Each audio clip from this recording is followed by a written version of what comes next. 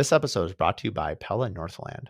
For 19 and a half years, I've been building homes, and 95% of all of my homes have used Pella windows. I couldn't be happier to call them a partner in our builds and our remodels. Whether you're an architect, a designer, or a remodeler, I'd highly recommend Pella windows. They can fit old homes, new homes, reclaimed, commercial, and really everything in between. Pella is a company that we trust and that we recommend to our clients. Additionally, in management, Peter and Ed have just been absolute fantastic people to work with, as well as mentors to me personally. So when it comes time to look for a window, I'd highly recommend Pella windows. Find more at PellaNorthland.com. Also, if you're interested, you can hear episode 1 where I interview Peter and Ed together for a great listen on business and Pella windows. We're trying to figure out almost why you shouldn't work with us, or maybe why you shouldn't do this project, versus trying to convince them they should. And so if there's a better fit, I'd rather point them that direction. Or if there is a point where maybe they should just sell, or maybe they should not build at all or model, that's really part of my objective. And so, I'm sure we've lost a few projects because of our process, but I think, we've earned a lot as well.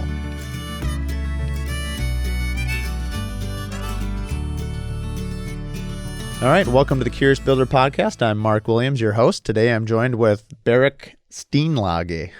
I don't know if I pronounced that right. Is that I like making it sound very Norwegian. How do you pronounce your last name? So it's kind of a fun story to start out with. It's actually, we pronounce it Steenlage. Steenlage. However, my dad was a little famous, had his and about 15 years ago, we had somebody email me and say, "Hey, you're saying our last name wrong." Oh, funny. And it's like, what? I mean, there's I know. You're like, this is my last name. Yeah, my last name. I know all the Steenlages in the U.S. And so and first I'm like, it's spam, I'm just going to ignore it. And about a couple months later, they emailed us again and said, "Hey, did you get my email? You're saying our last name wrong." So it turns out there's a small pocket that had the same last name in the Netherlands. And we looked them up, and they say it's Steenlage. So, wow, I was kind of close actually. You were, yeah. Wow, that's yeah. It kind of it's kind of ironic because whenever I wanted to call home and talk to my siblings and not get past my parents, I just screw up our last name. Is there like a Steenlage there? Oh, funny. So, that reminds me, I had a friend of mine, actually it's my cousin who owns a company down in Kansas City, and he was originally from Minnesota, and I was born in 1980, so the twins of 87 and 91 were in the World Series, and so I knew all the players back then. It was like, Gary Gaetti and Frank Viola, and so I would always get past their security, for their hostess, not their hostess, their gatekeeper, I'd call in, and they say, "Well, can I tell, Todd Williams who's calling?" And I always be like, Gary Gaetti, Kirby Puckett, Kent Herbeck, and they, of course, for Kansas City, they had no idea who it was. And so he would always know who was calling, and I'd get right to him. So anyway. That's pretty funny. Well, welcome. Well, anyway, Barak, you are with Anchor Builders. Yes. You're a builder here in Minneapolis. I used to live we're recording this in Linden Hills, and I used to live here for maybe 20 years. Oh, nice. And I used to always see your signs around town, going to downtown Linden Hills. Is it accurate to say that you do a lot of work in Linden Hills, or is that just because I always saw your signs and so perceived you to always be here? Oh, hopefully both. No. We're at a St. Louis Park, which is just like a mile away and borders Edina and Linden Hills, Minneapolis. And so we do a lot. I'd say I kind of joke because we'll work anywhere, but I kind of joke a little bit. If it's with more than 10 minutes away, it's, definitely have the second thought. Yeah. So we've done a lot in those kind of like Edina, Northeast Edina, Morning Hills, Country Club, things like that, and also Linden Hills, and then obviously St. Louis Park. Yeah. And tell us a little bit about your origin. So I was, obviously I had probably first seen your signs maybe 5-10 years ago thinking you were a newer company. But when I looked on your website, you've been around, you started actually, I think a year after I started. So 2005 is when you started. Yeah. So you look a lot younger than 42, which is what I am. This white hair that you can't see unless you go to YouTube is probably from my kids' end age, but you look like you're about 33. Well, I'm born 81. Yep. So we're close. Yep. So we started our company in 2005 in Newport, Minnesota, which is by Woodbury, Cottage Grove, but it could be just middle of nowhere because we would have people calling us and in St. Paul and things like that, and they'd choose another builder. And I said, why did you choose another builder? Well, you're so far away. I'm just like, you can't get closer than that. Oh, funny. So Newport's a pretty small city. And in 2000, I'd say 11, we moved our office over to St. Louis Park. And I think that helped bring the brand together. And so that's part of why I think we kind of start feeling like we showed up at that point. Because Okay, that would make sense. At that point, prior to that, we were a little more scattered and doing things all over. And how did you get into building? So at that point, you're 23 years old, probably, because I was about the same age I was. Yes. How did you get into building? Like, what was your influence to say, I'm going to be a builder? Or did you start off remodeling? Or walk me through your origin story of how you got started. Yeah, so I think it probably started with my roots. I grew up on a farm. I have 7 siblings. Technically, I have 9 siblings, but 7 surviving. And I'm second from the youngest of the surviving siblings. And so big farm family. People always joke, why have such a big family? I was like, at that point, it's free labor, Right. I don't know why us builders don't practice have more free labor, free labor. But so I grew up with our hands building things. I love being outside, and so I was going to school at the U of M, followed my brothers, working summers and after school and things like that in construction. So I was at the U of M working for engineering, had worked a couple of years, and really fell in love with the aspect of building. It's sort of related to farming in the sense you get to have more control over what you do. And also maybe a little arrogantly just thought I could do it better. Sure. I thought I enjoy helping people. Some of this is more, I guess, came to the surface in hindsight. So as I searched, why is the motivation? Why did I start out on my own? Why did I create this? And what was the driving force behind it?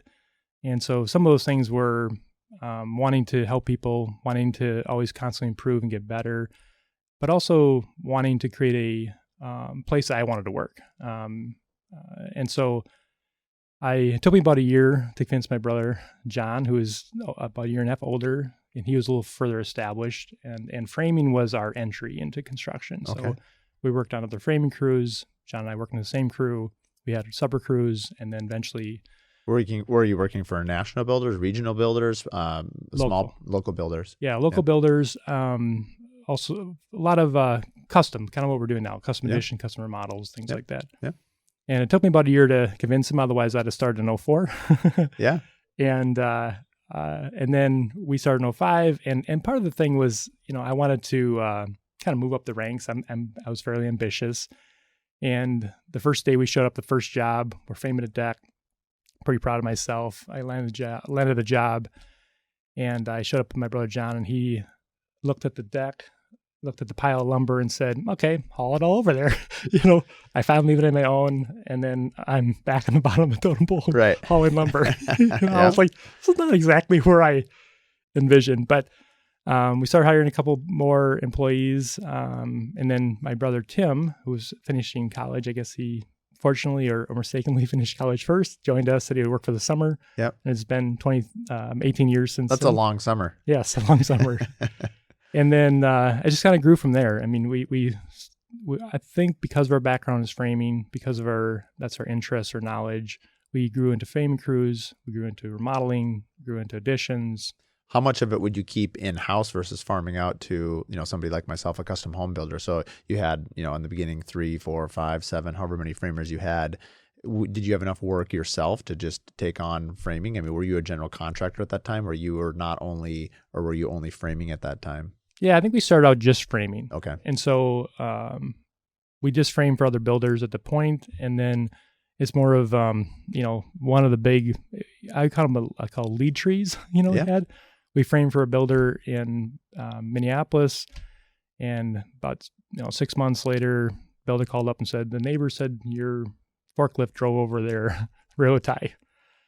And so I went out there, and they were kind of showing all the things that they think were damaged, and one of them was something we had done with our forklift. Yep. And another was they said their siding was damaged, and it turned out that the truck or the garbage truck kept dropping their bin and kept banging on their garage. Oh, classy. So we were able to figure out that one was ours, we owned, one was here, and we just talked, and he's like, you do remodeling? And I said, well, occasionally. He's like, want to remodel my basement? This is awesome. So if anyone's listening out there, if you want to get more business, do a little property damage first. Not too severe, but just enough to it's way more effective than handing out a card. Yes. They're going to call you back. Yes. Yeah. You may have just unleashed the best marketing tree of all time. Yeah, and I think I don't know, we probably got I don't know, $7 million from that original lead because From that one client? well, not directly, but a tree. If you follow that Sure. tree, we did a $30,000 project. They referred to us to a $100,000 project, referred us to a $300,000 project, to $1 million. So over 18 years. I'm looking to start a new business. I'll wear a ski mask. You give me a really junky truck. You tell me which houses you want me to hit and run on with your name on it. I'm in. This sounds like a great weekend endeavor. Yeah, you're helping them out, That's an amazing story. That's really good. And I think that's one of the things that I kind of uncovered is I really enjoy helping people. Yeah. And I think that I feel like there's so much going on for a homeowner. Should I buy? Should I sell? Should I remodel? Do I go to the bank first? Do I go to architect first? And I think that it almost feels like if you go to one person, they point to another person. It's complicated. I mean, there's a lot that goes into building, remodeling, all of it, right? Yeah. And I was on a call yesterday. A couple is buying a house in St. Paul along the Mississippi River, and they're asking me some questions. And I haven't seen it, but they have to, they have 30 days of due diligence. I'm going to be out of town, so I had to basically do it all, on the MLS listing. And I didn't want to come in and just shoot holes full of everything. But at the same time, it's someone needs to be real with you. And I kind of use this analogy, maybe this will transition to how many teardowns you guys do and how you give advice. But for myself, because I've lived in a number of older homes that I've probably remodeled too far, where I should have just, for my own experience, I probably should have torn it down. So I often will tell people that if it's more than 3 remodels, then it should be a teardown. And also, if you can't tell me what you're saving in the house, that's also a teardown. And so what I classify 3 remodels is entire exterior. So window siding, that's 1. A total gut job on the inside, that's 2. If I'm raising the roof, that's 3. And if I'm doing an addition, that's 4. If you have 3 or more of any one of those, it's a teardown. In my just rough layman's objective, if I'm going into a house, or in this case, I couldn't even see the house. I had to be all remote. I guess turning that question on you, because I know you do remodeling, you do additions, and you do new homes. How often do you come in, obviously on a remodel, and it turns into being a new home? Or how does that conversation go with the homeowner? Yeah, so we probably come from the remodeling background first. So our philosophy is probably more save it if we can, tear it down if you have to. But I think that there is, wisdom in your approach. That's how we end up getting into new construction, is that we try to add on, expand. We've gone as far as tearing a house completely down to the foundation, add another row of blocks, and build it up from there. And so I think that the one thing that's very important is that there's so much more technology than 5, even 10 years ago, and the building codes go in a certain way. And so even though you can save things sometimes, how much wisdom and energy efficiency and footprint are you actually saving? Agreed with that, yeah. I think one of the, I think at the same time, I think that there is, and also I think in Minneapolis and especially, there's a lot of soil issues. So there's I think swampland, and there's a home we built in Linden Hills that the neighbor said, I have a picture of the house you're building was a pond in the backyard for the original people. So there's a lot of film. Was that the one just north of Zumbros, that area? Yes. Yeah, yes. I remember walking by that. Yes. You had 2 or 3 homes in a row right there, right? Yes. And I remember you saw a ton of soil corrections, and you had to do a bunch of pilings and helicals, pilings, and we actually ran into the Bedrock. There's all kinds of fun stuff there. But at least, I guess I've never run into Bedrock, but I would assume if you have Bedrock, you could at least go off of that. It ended up being sort of a more of a disturbance, I guess you'd say. It probably worked out fine, but it didn't give you anything to sort of screw into. So we had to test and see if the bedrock is 2 feet or 4 feet, because you don't want to, build off something that is not there. So it took a couple different steps, but in the end of the day, it's not going anywhere. Right. Yeah. That's the main thing. Yeah, great. It's always nice when your house isn't moving. Yeah. I think go back to your addition remodel. I agree with you. I think I like to help homeowners think multiple steps on the road. I mean, there's a lot of times that we get in there and they already did one remodel before we got there. And it's almost like, man, if he hadn't done that, this would be a lot more of a cleaner decision. Whether we do a lot of pop the tops where we, take a story off and add a second level. And one of the big values of that is that you can oftentimes open up the main level and then sometimes move the kitchen to a more logical spot, because one of the most primary spots, it seems like they put a kitchen between the exterior 2 walls and the stairs, and There's no way to. That center stair I just know. kills floor plans. Yes. Or Yeah. it's the worst. I always say, I love the homes in the 30s, 40s, and 50s. I think they're built really, really well. Mhm. I don't know about the design. Yeah. Well, and then the homes that are kind of in the 50s to 80s, Yeah. I don't know what they were doing. I mean, maybe at Woodstock on some LSD, because their design is not that great unless you had kind of a retro ranch or something along those lines, but in poor construction too, because I assume that was post, the baby boomers Yeah. coming back World War II, like how fast can we build homes? How quickly? We just need they had a mass population increase, right? So it's like speed, because you're right. The older homes, very well built. I live right now in a 1919 home, and it's, very sound. Yeah. And if you go probably pre 1930s and you walk into a older home, like whether it's 1900 to, late 40s, and you say, what's the number one problem in this home? They say something that happened in the 60s, 70s, 80s. Right, because it's been remodeled a few Yes. times. You're 100% right. But the original, I'd say pre-1930s, the biggest issue, beautiful homes, biggest issue is probably foundational. Mm-hmm. They didn't have the consistency, and so there's some sinking and stuff like that. But, really well-built house from the foundation up. 1950s, you get a little more, or 30s, 40s, you get more standardization and the good construction. After that, you said it's a roll of the dice. Well, yeah.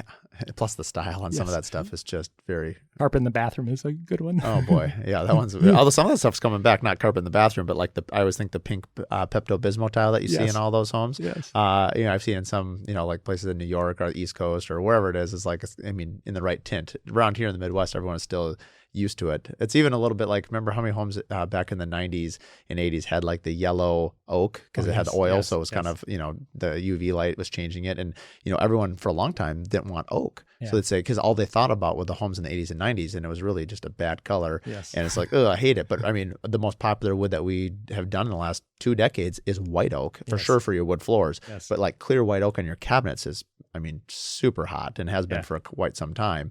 But people are still really biased against, especially the older generation. Like if you're 60 and older, if they want white kitchens because they had the yellow oak cabinets, and the idea that you're going to pitch them another oak cabinet, all they can think is yellow oak. Right. Have you run into that? Yes. There's kind of a pendulum thing.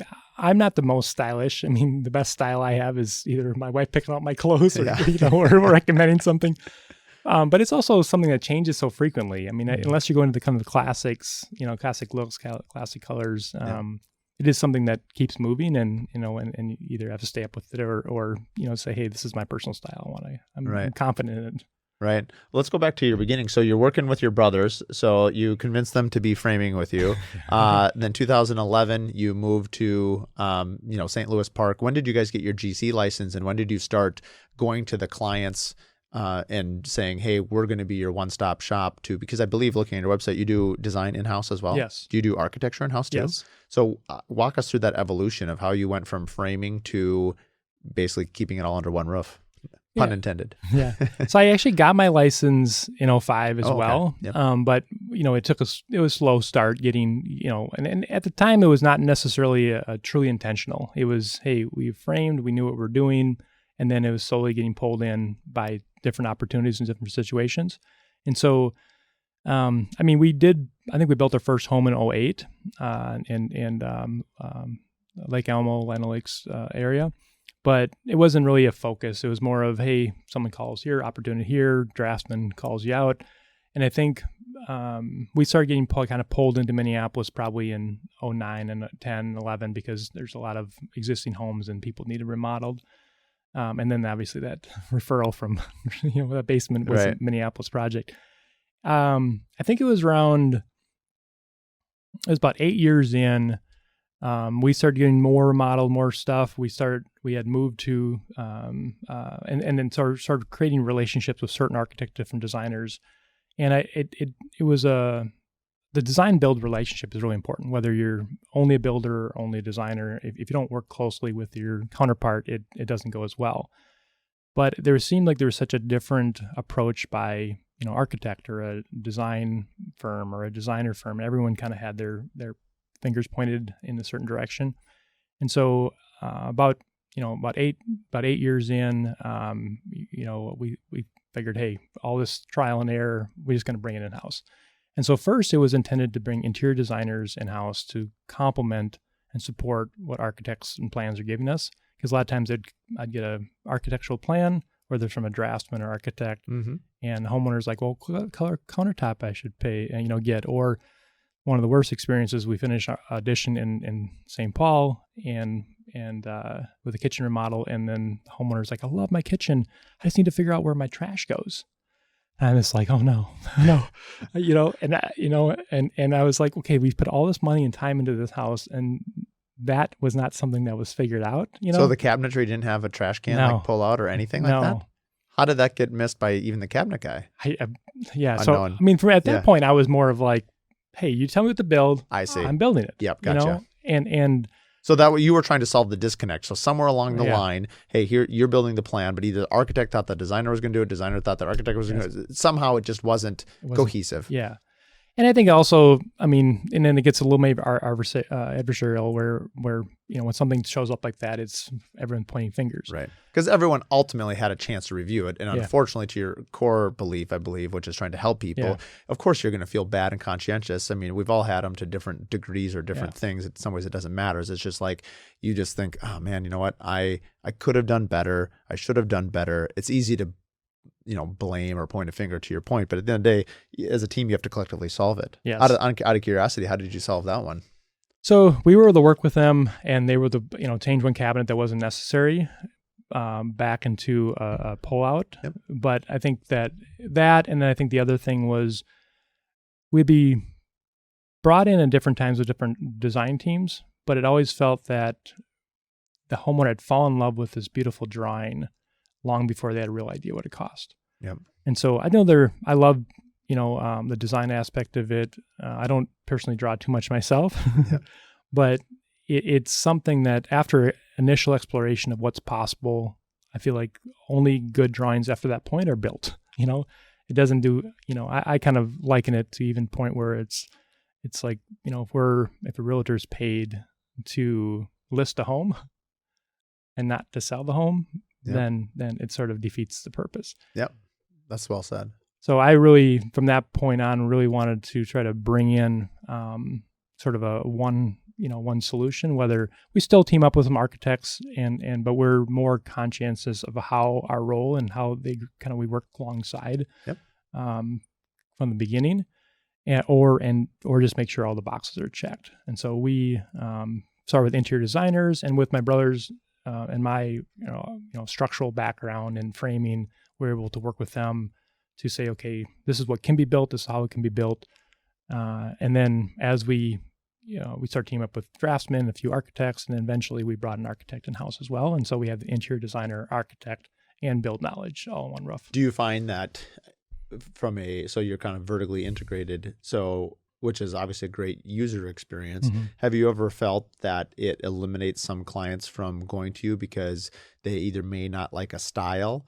And you and I know as builders that we can build anything, but sometimes certain builders, certain architects are known for like a specific look. And then once you do 100 of those, that's your look, regardless if that's what you wanted to do or not. Yes. And how have you found that? Because I can just tell you where I'm going with this question is I've often thought about bringing a designer in-house before. Yeah. And I know there's some economical reasons to do it on top of controlling it, right? Mm-hmm. I mean, you can obviously what you pay them and then what you bill them out. So, they're an employee that you can, I assume that's how you do framing labor and so on and so forth. However, personally, I have these great partnerships with interior design groups, and I've always liked variety. So I kind of like the idea that, but I've also, and I'm also drinking my own Kool-Aid here because it's my own logic. So the idea is that, hey, if this so-and-so client doesn't connect with this designer, well, that's fine. I'll have you interview with this other one and maybe you click. So it allowed me a little bit more flexibility. The con of it is there's more hoops for them. There's more barriers to entry because there's more people that they have to interview.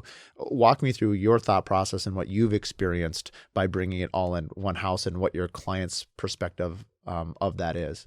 Yeah. I mean, I think that it's a design build model is key. I think whether you have it in-house or independent, it's probably less important. It's more of, is there a mutual respect between the builder and experience between the builder and the design teams? And then are you covering kind of the build knowledge of it? Are you covering the architectural knowledge of it and skill and the interior design? I think if you can pair those three together in any sort of, whether it's in-house or not, I think you're going to be successful. There's definitely times where there's a personality preference, and sometimes that lines up with availability. Sometimes it doesn't.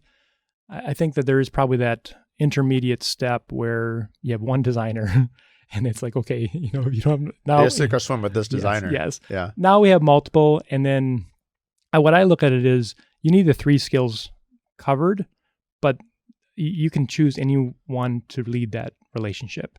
So whether it's kind of, I'd say all my clients love working with me, at least initially. Yeah. but it's kind of, obviously tongue in cheek a little bit because I'm the first person I meet. Yep. And so if they don't, they're not going to move on to the next step. 100%. And so that usually is a sort of a clear, path that if nothing else, I'm leading that relationship, or it can be the architect, or it can be one of our designers. And so we've got to the point where we've sort of bridged that difference. But we're also, I think the other thing that I really put out there is that we're trying to figure out almost why you shouldn't work with us, or maybe why you shouldn't do this project, versus trying to convince them they should. And so if there's a better fit, I'd rather point them that direction. Or if there is a point where maybe they should just sell, or maybe they should not build at all or model, that's really part of my objective. And so, I'm sure we've lost a few projects because of our process, but I think, we've earned a lot as well. This episode is brought to you by the Scout Guide Minneapolis. The Scout Guide is a curated guide of Twin Cities' hottest spots, companies, people, venues, and events, focusing on all things local and small business. When you pick up their magazine, it just feels different. You open up the ads, and they're not just, the team in front of the building with your normal photo. It's vibrant, it's unique. It might even be set in a completely unusual setting, something that catches your eye and not only tells the story in a picture, but lets you know that that's a company that you want to go visit. Look for something different this year. Pick up the Scout Guide. You won't be disappointed. And if you're looking for advertising, I'd highly recommend it. They have an incredible social push. One thing that I was really interested in is that they will go to your events. They will go to your place of business. They will ask you questions that they then post on their feeds, and they have quite a following. Find them on social media platforms at the Scout Guide Minneapolis. This episode is brought to you by Adaptive. Adaptive is an AI software that helps you solve all your bill pay in the construction world. In construction, bill pay is quite messy. You get every single one of your subcontractors submitting different types of bills, different formats. This AI technology is able to take all that information, help you auto code it so that the days of endless hours of coding it into your software and into QuickBooks is now done much, much faster. Additionally, they're working on software that will help you with the draw process. So whether you're submitting it to a title company for payment or a client, with a click of a button, you can now initiate draws as well as tracking your lien waivers. It's been an absolute game changer for us. So if you're looking to speed up and save time, I'd highly recommend Adaptive. You can find out more about them at adaptive.build. Additionally, you can listen to Matt Calvano and I talk about their company in episode 15 on the Curious Builder podcast. I think you're speaking to the idea that I think they say it in the doctor world, like do no harm, right? So like you're trying to benefit the client. I often say that as well, right? Like, I want what's best for you and your family. You're not just getting a yes man in this person. And speaking of myself, just that, if I think this is a really bad idea, I'm going to push back on it a few times. Now, at the end of the day, it's your home. If that's what you really want, even though, as long as it doesn't endanger like our warranties 10 years or something like that, we'll do it, right? Yeah. But, they're also, and I tell them, you're paying me also for my experience and my advice, and this design feature may be more prone to ice dams. Yes. Are you sensitive to that? Or if you like that design, how can we problem solve around that, whether it's insulation or, whatever way we're, orientation. So it gets more solar heat gain, those types of things.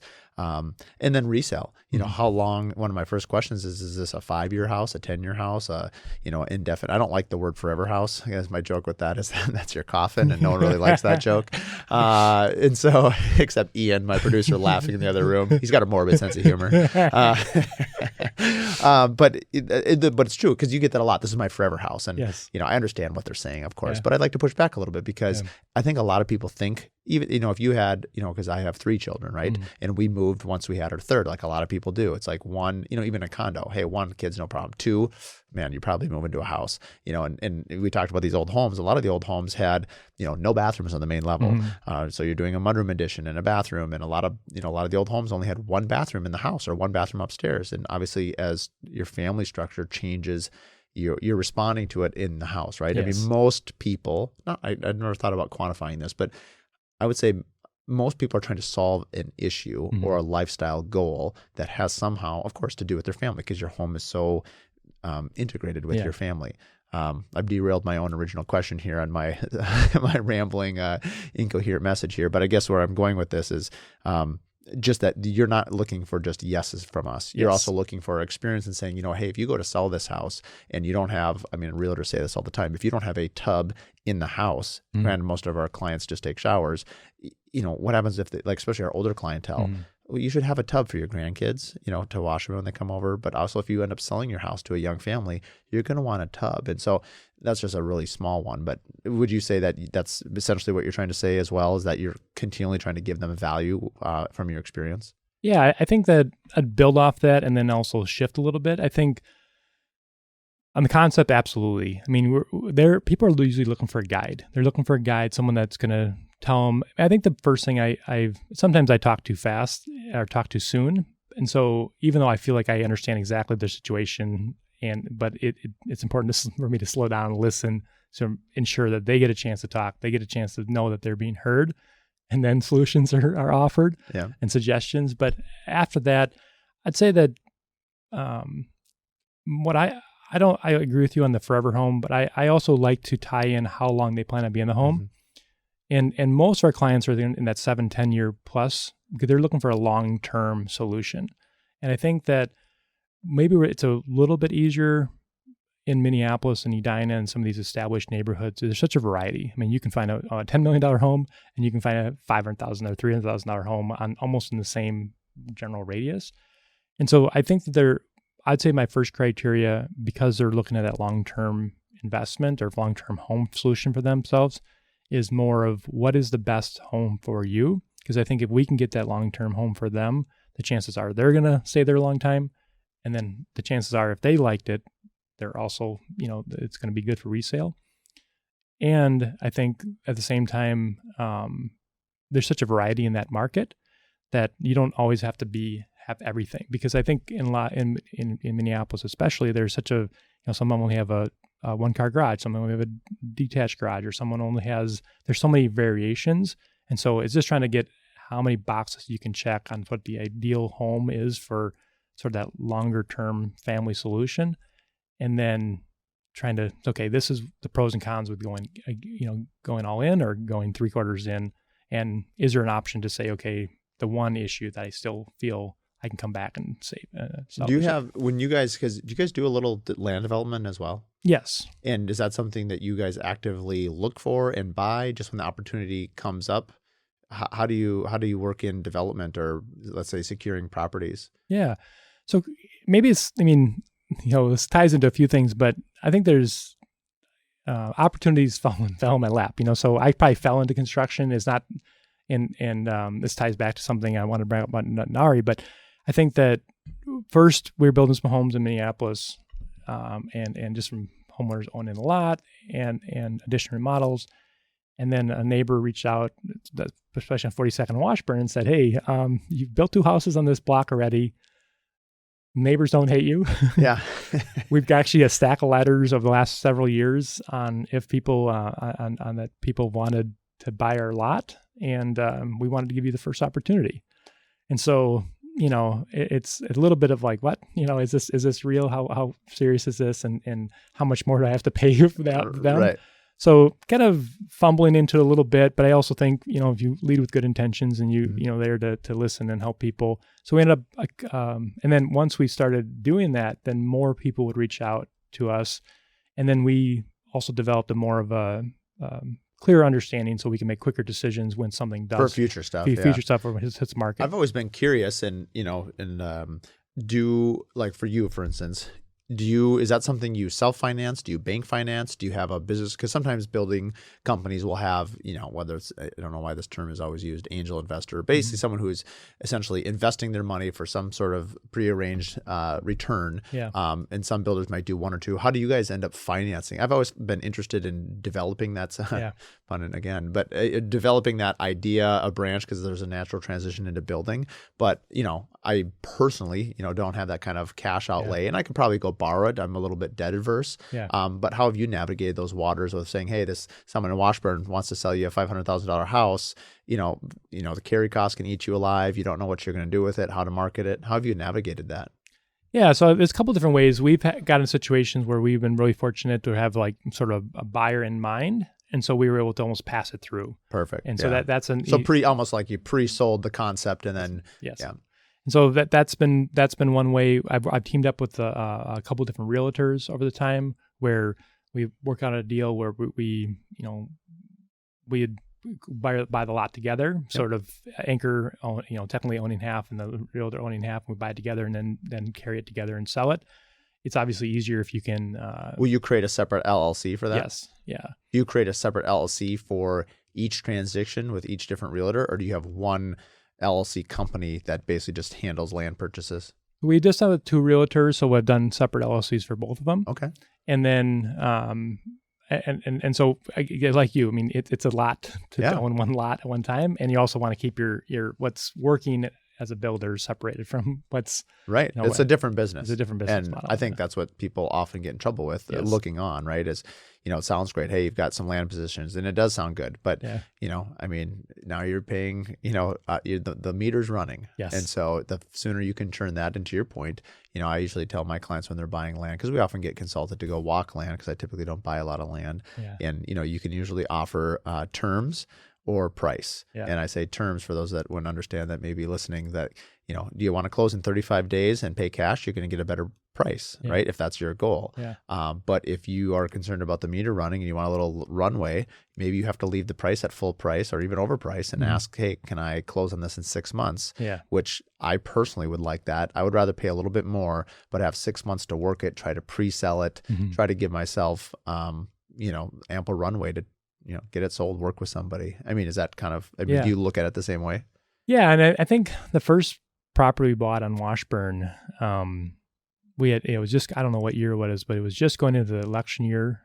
We bought in this late summer, fall, and it was just dead. No one wanted to buy a lot. I mean, we were advertising, we were marketing.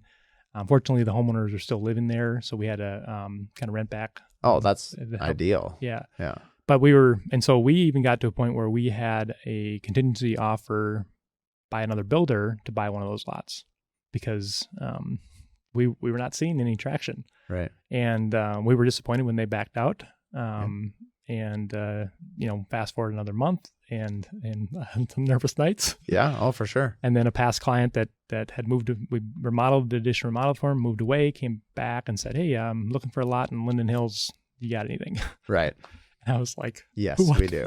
I'm like, who sent you? Yeah. Yeah. Actually, we've been saving this lot for you. I'm Yes. glad you called today. Yes. And then once one sells, you can breathe a little, it was a double lot at the point. You can breathe a little lighter. And then you can see it pending on MLS, and all of a sudden it's like, okay, so you get a little excitement going in the spring, and the market shift a little bit, but it's nervous. It can be very nerve wracking. Yeah. Well, and I always think too, people, I should say, in the industry, and not that everyone always complains, because we have so many great clients, but sometimes people will say, I've heard some builders say they only want to build spec homes because they want to control it. You can definitely do it faster. Mm-hmm. You can keep it on a budget, simpler, and it's just going to go faster because you're answering your own questions. But now you're taking the risk. Yeah. Obviously, if you're pre-selling something, you're building a one of a kind. Yeah. Most likely that client has never built a home before, or if they have had, it's probably this a major step up for them in terms of complexity. And so I personally really like the relationship with people, because that's why I build. Like you, I like to help people, but I also love our craft, and I love our craftsmen. I mean, I love the people we work with, and they're so talented. And so watching it all to come together, and then really seeing people have their imprint on the home as well, is very gratifying. But yeah, it's a big family relationship, and like any big family, there can be tension, and there can be highs, there can be lows, but you're doing it together as a family, which at the end of the day is very rewarding. Personally, I've never been a great spec home builder, because I think I'm probably better at relationship building than I am at just straight black and white building a house and predicting what the market is. I'm just not a great predictor of what the market is going to be, evidently. Or I just simply do it too nice, and now I've priced myself out of the neighborhood. I think, you and I are speaking the same language. There is something, a simple appeal to do a spec home. We kind of sort of did a spec addition remodel at one point, and boy, it was nerve-wracking, but we ended up building it too nice compared to what the basic comps told us. Yeah. And we were fortunate that, a neighbor knocked on the door and said, I love how everything's going. Can I buy it? Right. Pre-market. But I still, even though that turned into a success, I have not been willing to do it again. And you were comfortable. Yeah. I mean, I haven't done a spec home, I think maybe since 2008 or 9. Yeah. Which obviously at that time I had a house in the fall, and that was can't miss, right? Yeah, and then obviously the wheels fell off the bus, the roof fell off the bus, and there was no bus. But yeah, I mean that was 2 years like everyone in building. It was rough years, right? 9, 10, 11, and 12 were kind of coming out of it. Obviously, yeah, hindsight's 2020. Everyone would do things differently, but I think it almost. I don't know. I always question can you as a custom remodeler or builder ever be sort of completely buy into the spec model, because I think we almost know too much. That at least for me, it's like I look through some of the specs and stuff like that, and they work. There's a formula that works. At the same time, it's would I put those windows in? Do I feel comfortable, right? Making those choices. The stuff, all the good stuff. Yes. And then it's like, then you're making value statements not on the price, you're making value statements on the product. Mm-hmm. And so now that's my problem, right? Yeah. And so now I'm picking, the best because, that's the best. Yeah. And you're looking at it and isolated rather than a whole. That's the best. That's the best. The best spec home builders that I've seen that I feel like balance it well. I'd love to have them on the podcast and ask them how they walk that tightrope work. Because as a consumer, like, wow, that's really, really beautiful. Because I think at the end of the day, I think why people that treat a spec home, and I'm not discounting that we need those in our market. We'll talk a little bit about affordability, and I think, we're going to need that. But, you hear this term value engineering. They're able to sort of take emotion out of it, where I have way too much emotion in the build. Yeah. And so I am not able to make unemotional choices on the products that I'm going to put in the house because I feel too strongly attached to, design or style or product or quality or the things that I'm passionate about. And then now does it become economically unavailable? Right. And so you really have to have the right lot, the right client. And again, those make me a really good a really good custom home builder. Yes. They make me a very poor spec home builder. Yeah. And I think that those passions that you have and knowledge and interest, we're trying to tap into homeowners' passion as well. Yeah. It's almost a sliding scale, especially on energy efficiency. Most Minnesota builders build way better than code, but then there's a sliding scale of how close you want to get to net zero, you know? And I think there's more overlapping passions of how much attention that's being put on now and how much opportunity there is to do. And so whether it's just design, space, what rooms are the right size, style, all those things, but also these energy efficiency, footprint things. I think, especially when you get in the higher price points, I think it seems almost ideal to learn what that client values and take our knowledge and kind of blend it together. Especially, I liken, custom remodeling or building to wedding planning meets Groundhog's Day. Because you put all this time and energy trying to plan for something that a lot of homeowners and can't quite see. It's like I got to see it on paper, but until you walk through the home, it doesn't really feel like it all comes together. So the end home is your wedding day. Yep. And I'd say Groundhog Day because unlike a wedding where you have it and you pass, and then maybe in hindsight you're like, well, maybe I would have just got eloped or bought a car or something. Right. You wake up every single day and you get to relive all your choices. Yeah. And if you're building a long-term home, you can relive your choices for 10, 15, 20 years. And so it's human nature. There's always something you want to regret, but the goal is try to get as many of those things sort of balanced in up front so that you wake up and you're feeling good about your choices for a long, long time. Or if there's something that you learned from it, you can, relive it. I think I've brought that up before on the podcast. I'm glad that you brought it up unprovoked, if you will, because I do think that, what are the two most emotional things that not counting like children, but like you basically planning your wedding, especially Mrs. Steenlage That's right. and Mrs. Williams in this case, but and then also your home, right? The dream home. And that's an interesting. I've never heard the perspective of waking up and reliving your choices. Although I think I would argue that in marriage, you wake up every morning, or you look down at your finger and you're like, you're reminded of your choices. You're reminded of your choices too. Honey, I'm very glad that I married you. If you listen to this podcast, and so anyway, the point I guess I was making is just the emotional impact that having a home is. And to your point, there's people come to us with a budget, right? And they say, here's a budget. There's the budget they tell you, then there's often the budget that they've allocated. And I always try to make sure the communication is clear. Like, it doesn't do you or me any good to disguise your budget, because it's, and I understand why people do it, because they think, well, hey, if I give you a high budget, you're just going to build to that spec. And you know what? That often does happen. I think people find it refreshing. I had a client the other day that said, hey, my build budget is between 1.8 and 2.2 million. And I said, why don't we try to design it to around 2 million, because you're going to have 5 to 10% overruns. So now, let's say that puts you at 2.1, and it leaves you $100,000 for furnishing, and they loved it, right? I mean, wow, here my builder's not trying to max me out, and you gain a lot of trust, and it's also sincere. I'm not it's not just a sales line either.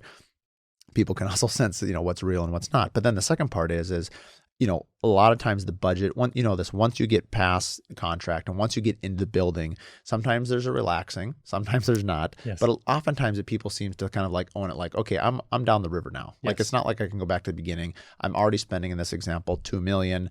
You know what? We should probably give me some advice. And to your point, like, hey, Mr. and Mrs. Client, if you do this, it's not in the budget, but to avoid the Groundhog's Day scenario where you're looking at every saying like, why didn't I do this? What do you think about making this cost upgrade? I think if you frame it in that term, there's a lot of value associated with that. Like, I think about in-floor heat or some things that you can't necessarily change down the road. Absolutely. I for sure love radiant heat, especially in my in-floor basement slab. So what are you going to do? Jackhammer out your entire subfloor? No, at minimum, put in the tubes, rough it in. Inevitably, if they ever do that, they always they always add the boiler anyway. But there's things like that's up to you and I. Windows, insulation, a lot of that stuff has to be done on the front end, or it's just so cost prohibitive to change it later. But if someone really wanted to change out an appliance or change a tile or a garage door, sure, okay, fine, you can do that 5 to 10 years down the road if you choose. I mean, do you feel like you try to push those thoughts forward at some point during the design? Yeah, absolutely. And I think the one thing that kind of almost bring it back to the beginning of this topic is, it's like wedding planning, because they say, like, when you buy a car, 80% of the decision is made before you even show up in the lot.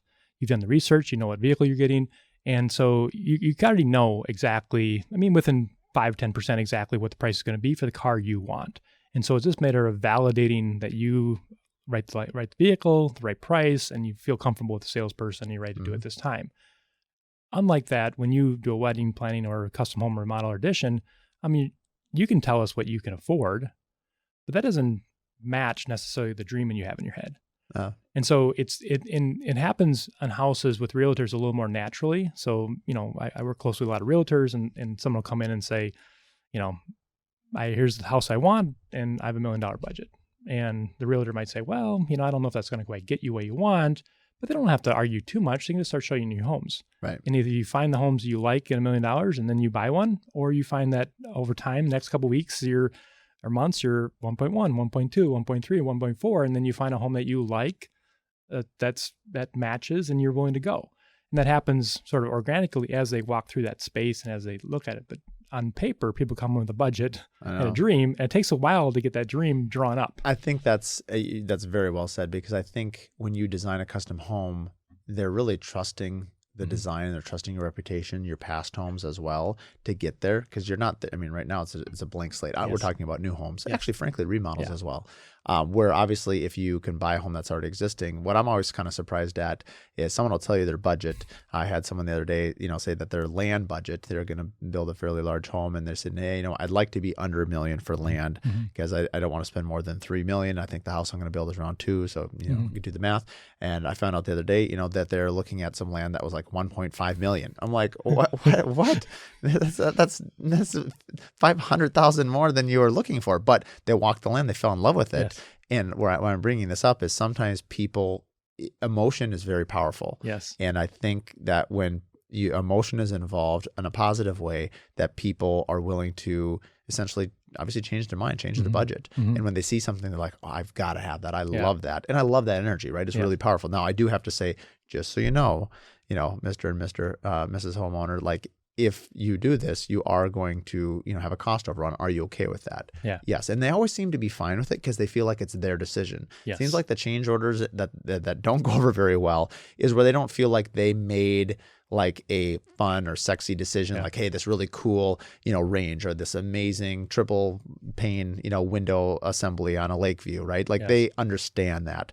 But, very few people, are like, what? I want to spend $10,000 more on insulation or concrete. That's just doesn't have the same cachet to it unless they're really, into that. So. Yeah, I think, definitely I kind of use a rule of thumb. You probably don't want to spend more than 1/3 on your land, relatively speaking, because you don't want to be land heavy. But I think it's, it's such a market where, unlike normal buying habits where you can actually kind of touch, feel it, and then buy, I think a homeowner can feel kind of losing some control and some heavy influence on how that outcome. And so as much as we can give that back to them, whether it's options of, hey, we can kind of lean in heavily on the energy efficiency, or we can go a little lighter on that. We're still going to build you a better house than code, and better house than the general competition, and give them some of that influence back. I think that's where a big piece, and a lot of times the last 5 or 10% of what people put in their homes is the biggest, like, it's just frosting in the cake. You're right. And that's also the first thing that has to get cut in order to decrease your price, because a bid will come in more than, of course, that they wanted to spend. And they're like, well, where do they cut? And then, of course, the first thing you have to cut is all the icing. And they're like, well, that's the stuff I really like. Right. Can't you cut the stuff that I don't like? Well, I tell them the foundation, the first one I want to cut, I was like, we just get rid of the foundation. We're good to go. Yeah, you're good to go. That's pretty funny. One of the questions that I meant to ask earlier, but that's coming to mind now, is what % of your work is remodels, internal, additions, and new homes? Yeah, I'd say probably on the project side, 60-40 addition remodels, Okay. So we kind of, I'd say just strictly a kitchen and bathroom remodel are fairly non-existent to us. I mean, not that we wouldn't do one for a few past clients or, working next door to the neighbors or something like that. Sure. But largely most of our projects, when we call them addition remodels, are including both additions and remodeling. Yep, because they kind of end up being inclusive. I agree. Yeah. It's kind of ended up being the whole house touch, right? It's pretty hard to do, especially a kitchen. Yes. Because you and I both know a kitchen is not just a kitchen for those listening. It ends up being your main floor.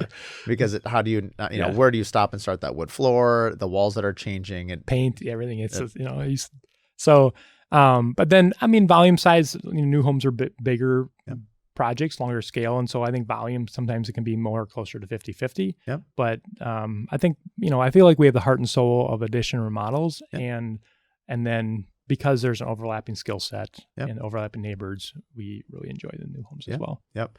I do find that I know for myself, I find the diversity both interesting. I'm not sure I would want to do only one or only the other. I like the fact that I have a mix. We're probably the opposite. We're probably 60-40 new to remodel. And especially as the market kind of, ebbs and flows, it's nice to have some diversity. Do you find that that's just a healthy business model for you, the 40-60? Yeah, I think so. Or, 60-40? Yeah, I think that, again, a lot of stuff sort of defaults, right? You start, just start doing, you start working and you start seeing.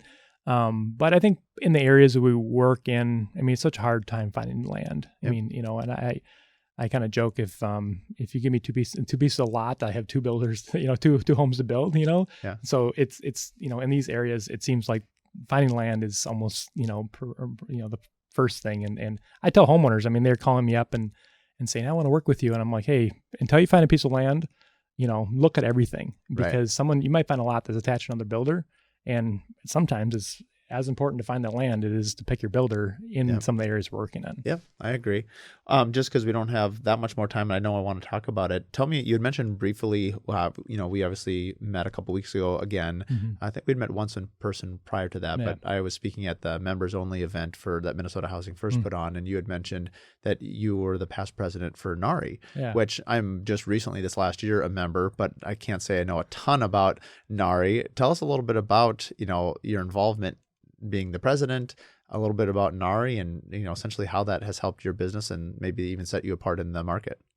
Yeah, I mean, and so I think we've been a member of NARI for a number of years, probably 10, 11 years, but besides Cody Awards, Contract of the Year Awards, and a few events, we did not participate that much, And then I kept asking to join on the board or be on committees, and generally I've said no. And part of it was like, why would you want me? I'm 23, 25, 30. I'm still green. I'm still in, and so. Well, about 3 years ago, because there's a vice president, and then chairman of the board cycle. And so I'm in the last chairman of the board cycle. And so basically 2 years ago, they approached me, or 2.5 years ago, they approached me and said, hey, would you be interested in the board again? And it was during COVID and everything else. And I thought, you know what, why not, Right. And so I got the board. I was going to just kind of feel it out a little bit. And then partway through it, the process of being selected to the board, they said, what about, interest in being president? I'm like, you know what? They got you on the grooming track. You're in. Yeah. So I'm like, you know what? I mean, I've always been kind of dive in, I'm a dive in person. So I thought I'd rather, do that in this case. And so I went to the vice president track, and I think I think it's a very challenging, but especially with COVID, and there's a lot of in-person events, you're trying to navigate all that thing. And then there's pretty strong different opinions on how all that should go. Yep. But I think it's been also really rewarding. I think I realized I discovered in my 20s that I had dyslexia. It's a form of dyslexia. And so I think that, along with just, sort of general imposter syndrome, Yep. You're like, fake it till you make it. Fake it till you make it. Sure. And so there's always, which turns out to be very crucial for all entrepreneurs. Yes, so I'm not sure that fake it till you make it is even a thing. It's like, that's a necessity in order to be an entrepreneur. Yeah, this is how you have to go. And so I think there is, showing up the first few meetings, and I'm like, why are you looking at me? Why do you want me here? Right. And then you going around the room, and people are like, well, I've been in business for 10 years and, 12 years, and I've been here 3 years. And I'm like, oh, I'm 18 years in, or 17 years at the time. And I'm like, I'm on the senior end of the work experience in this group here. And so I think, and then I enjoy the whole market, but I think there is something very collaborative in kind of a remodeling, addition remodels builder mindset. Everyone sort of has their little community, little specialty, and it's almost like, even though we're working in the same neighborhoods, we don't cross each other in that sort of competitive way. And so people are very open, very sort of collaborative, like, here's my best practice, here's my best sub, here's where I get my supplies from. It's very, very collaborative. In NARI specifically. Yeah. And it's just really, I don't know, it's almost like heartwarming and opening, and just feeling that, feeling like the struggles I've been having are a lot of the struggles they've been having, or just that same little thing. So it really was a collaborative experience. We did he brought a few extra people in from past presidents and board members and just members in general, and did a sort of a 10-year strategy where we can take NARI. And a couple of those things that came out of there was acquiring the MSP home tour. So it was a Minneapolis St. Paul home tour, and then that just happened a week or two ago, right? Yeah. So there's our second run at it. Just more of a remodeling focus, inner metros focus. And then the other thing, which personally resonates to me, is kind of creating a front door, trying to help create a front door for the industry. And so I have a brother that's a doctor, a lawyer. I have one that's a veterinarian. And when you want to go some of those traditional paths, or even engineering where I was headed, you know exactly where to go. I mean, you talk to your counselor, you go here, you go here, you go here. And if you can make it, then you're sure. It's like kind of the roadmap is well established. But if you're in construction, and it's almost still a sort of a hidden frontier to where you can go, and it's not a uncommon story where people are sort of fallen into it or went a different direction in computer science and other construction, or whatever the case may be. And so I think there is still a lot of opportunity in this industry, whether you're in IT or you want to pound a hammer, any point of the cycle. And it does feel like there's not a place where people can say, hey, these are my skill sets, these are my knowledge, this is my passion, and how can I enter that industry? Or not even know I want to be in the industry, but I just want to take this passion and put it into use. Right. And so one of the things that we're looking to try to do and open up a little more is trying to create some exposure to say, hey, if you have these skill sets, have these passions, have these interests, or just looking to maybe be a little more ambitious, and you don't want to have a year-over-year track where it's like you get a promotion based on how long you're there. This is one industry you can kind of push it as far as you want to go. Well, and that's, I think too, going forward, and I know Minnesota Housing First is doing this as well, and it's good to hear NARI is doing it, and I see no reason why everyone really isn't going to benefit from that. But educating high schoolers and figuring out these programs, I think making it simple. Maybe relating it even to building. The reason the national builders outsell us custom guys 1,000 to 1 is, hey, you have plans A, B, C, D. Pick this poise, this. I mean, they have it all kind of a la carte in their pricing model. It makes it very clean. It makes it very simple. I think one of the hugest hurdles for us as custom home builders is the pricing modeling is so difficult because everything is custom. It's hard for us to even to guide them because every home is different. Well, I can give you some generalities at the end of the day until I price it out. And so it just makes it more difficult. It does. And where I think, well, going back to, high schoolers particularly, let's say, having a shadowing track, like I think it'd be really neat if you could do like a semester long, 1 day a week program, like 2 weeks with a drywall or 2 weeks with a cabinet shop, 2 weeks with an HVAC, and then over the course of a semester or two, you would hit maybe 10 industries of your choosing. Yeah. I just think that'd be super powerful because unless you expose, these kids and even young adults to this, and plus there's a lot of money in construction without all the school debt, right? I know it's obviously school debt has really risen in the last decade or so, but I think, we're in declining industry, especially with numbers, right? And so I think electricians and plumbers and HVAC in particular, there's a lot of opportunity for growth there, especially it's a great industry to get outside, use your hands, create something. I think there'd be a ton of interest. I do think that it is something that these groups can do and help us to basically move the economic needle, especially for Minnesota, but really across the country. Yeah, and I don't know what the solutions are, but it feels like, a lot of construction people came from farming, came from apprenticeship shape. There was a lot of stuff in history where it's, whether you're a blacksmith or something, there was an apprentice, you can actually, there's some child labor in there too, but we need to get past. But there's some point where people are exposed before they were 18 or 20. I always had this crazy idea that, countries like Israel, where they're kind of forced, everyone has to join the military. I was wondering if there's a way in this country where there was a gap year from high school to college. Okay, I like that a lot. But then it just sort of basic knowledge, hands-on for a year. That would be amazing. I like that. And then from there, because a lot of people in our college completed and dropouts, or they started over. And I think the other thing that I found, I know we're kind of close to wrapping up, is I think one of the things I realized when I started a company is I wanted a place that I wanted to work at. It took me a while to figure out, but part of it also is I wanted a place where other people wanted to work at and a place that people wanted to work with. And so it's a common thing that, they say, culture beats strategy, right? I think the one thing that I had a harder time wrapping my head around to create the culture I wanted, it does create, you have to start with the behavior. It's the little interactions with, your team, your people. And since I kind of grew up from a school of hard knocks, my dad was at West Point, there was a decent amount of tough love, growing up and being a younger family member.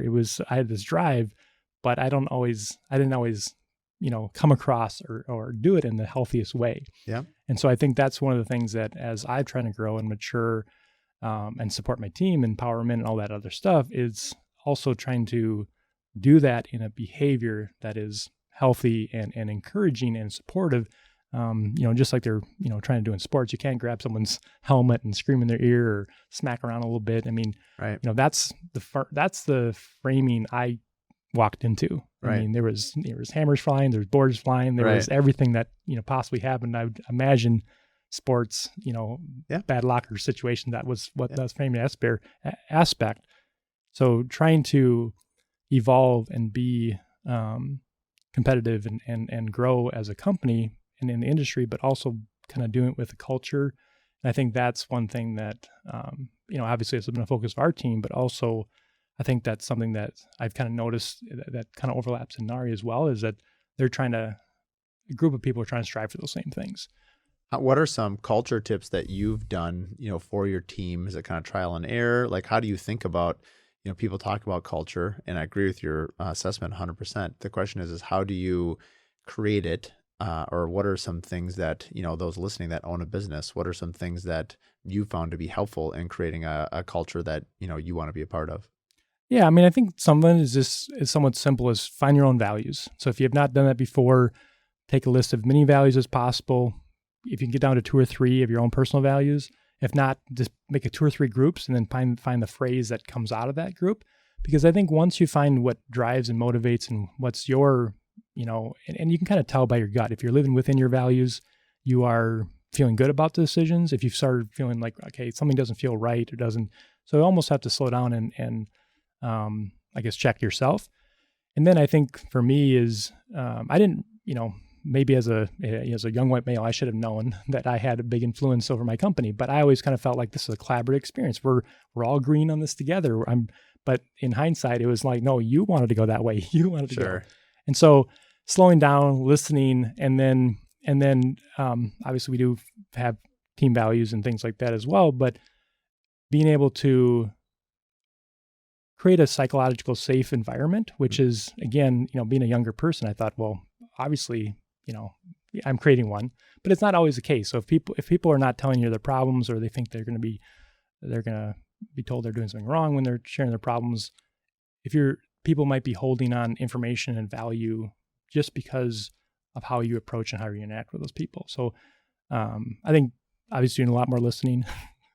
We have 2 ears for a reason. This is good marriage advice as well, by the way. and because maybe being the younger child, I sometimes feel like I have to, and I'm pretty, I think I'm soft in the inside, but I developed a habit of more of accountability first, empathy second. Yeah. And so one of the things I've been trying to do is, hey, I can always have my say at the end, whether, but start with empathy first. And so that's been harder because I feel empathy. I say what I'm saying, like results driven comment. And so I'm trying to shift that around a little bit. That's pretty self-aware to know that. I feel like we could probably talk an hour about this topic. We should have started this. This topic is really fresh and definitely relevant. But we're coming up against the end of our hour here. I just want a few rapid fire questions. What are ways that you self-educate? I'm a big audiobook. Probably a little bit because I have dyslexia, never finished in college, things like that. I have serial book listener, basically. Like what are you listening to now, or what are some top choices for those listening? Right now. Do you oscillate between business books, personal books, a little bit of everything, or? I probably, I don't read, not that I don't have pleasure out of reading, but I don't do a lot of nonfiction stuff. It's sort of usually it's historical fiction, or it's historical, or it's growth, improvement, self-awareness. The current one, I actually just hit it on a podcast and I grabbed the book and sometimes I'll power through it in a week and a half, but it's, Love is a Business Strategy. Love is a Business Strategy? Yeah. And I forgot the whole author, but Muhammad, is Safeway is the company. He's a CEO of Safeway, and he, went through some life struggle. A business struggle, and discovered sort of there's a better non-corporate way, Yep. So that was. I'll have to check that out. Yeah. What about favorite book? Do you have a favorite one in the last 5-10 years, or one that you'll listen to over and over again? Well, I'm a little bit, my little nutty, but I'm a huge Abraham Lincoln fan. Which is maybe not, I'm now near myself to 80% of the population. But Team of Rivals. Why do you say that? Out of curiosity. Well, I figured, it's picking someone popular. Okay. But I'm kind of obsessed. I talked to my wife about him on the first date.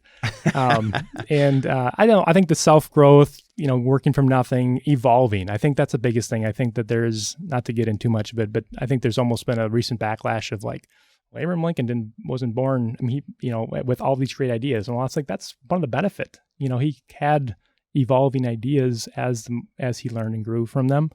But Team of Rivals is probably my favorite book. Team of Rivals. So it kind of blends a lot of him. And then imagine if you take a current president and his competitors, put them all in the cabinet.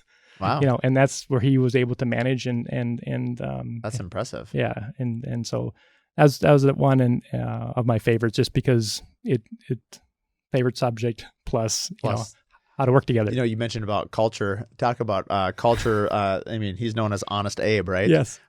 You're living your own culture when your nickname, a century later is Honesty. I'm guaranteeing that was one of his, be curious to know kind of the history of some of that. Yeah. What, if you could go back to the beginning, what advice would you give yourself back in 2005?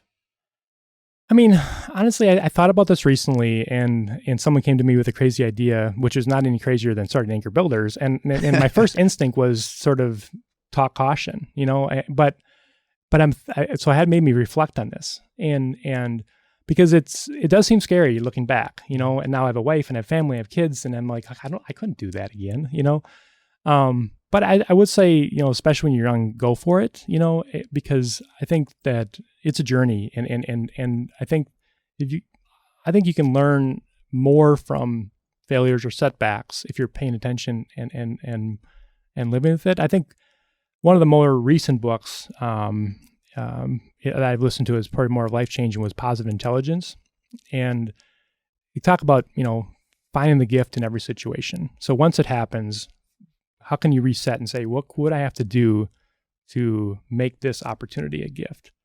And so I'd say that my advice to myself is maybe go a little more comfortably, more confidently, and not as much, running, thoughts running through your own head. Just, be present, be slow down, and follow your instinct, I guess you'd say. Right. Oh, that's very good. Well, one last question. What's coming up in 23 or 24 that you're really excited about? Yeah. So, we have a few projects that we're really, really excited about. And one, we're just in the initial design build phase. And so it's fresh in my mind because we're actually a bid presentation in a couple hours here. That is fresh. But it's we actually own a lot in Morningside and Morningside, close to Linden Hills here, and we have our opportunity to come up with an initial concept, come up with an initial budget, and it's something that we've been sitting on the lot, waiting for the right opportunity for a couple months here, and so we're it's kind of eager, excited. Yep. I think the other thing is that I've always been a self-reflection person, but I think I've got to self-reflect with more comfort and confidence, kind of going through the last couple of years, going through NARI, kind of getting the inside and outside perspective of the industry. And I think sometimes we don't all realize how much influence we have in our sphere. And so, it's, if you do it in a healthy way, say it, do it, act it, and not just, think about doing it, Right. So I feel like whether it's, more mentorship, more cross-training, more giving back to the community. Mm-hmm. We often partner with, I forget the name at the point, but there's a tiny home community settled in St. Paul that we have teamed up with multiple times, building tiny homes for homeless. Very cool. And it's obviously not only a very important, mission and goal in helping affordable housing and things like that, but it also it's a team event. Right. It's a team event. Yep. And that's one of the things that I've always struggled with. I really love building quality, long-lasting homes. I wish there's almost two categories for homes: ones that maybe last 10, 15, 20 years, ones that have a chance to live 100 years. Right. And there's nothing wrong. I mean, we all buy throwaway stuff. We're trying to minimize that, but buy throwaway stuff. But how can we kind of put a true life value on something that's built and designed to last a long time? And is there a way to build quality, but also have it life affordable, even though might cost a little more upfront? And I think that's, in my view, more national building, which can typically do it at a lower cost per square foot. But I'm continuing looking at how much does that life cost of that once you put all the manpower in, much labor into it, where some of these homes that we're remodeling are already 80, 90, 100 years old, and sure, need some upkeep and some expansion or some reconfiguration, but at the same point, they've already lived 100 years, and we might give them a chance to do it another 100 years. Right. That's pretty cool. Thank you for coming on the podcast. I really appreciate it, for your time, and for those listening. Where can our listeners find you? We're at Anchor Builders at anchorbuildersmn.com, on our website, Instagram at anchorbuildersmn. So don't forget the MN, because there's actually an Anchor Builders in Florida. Okay.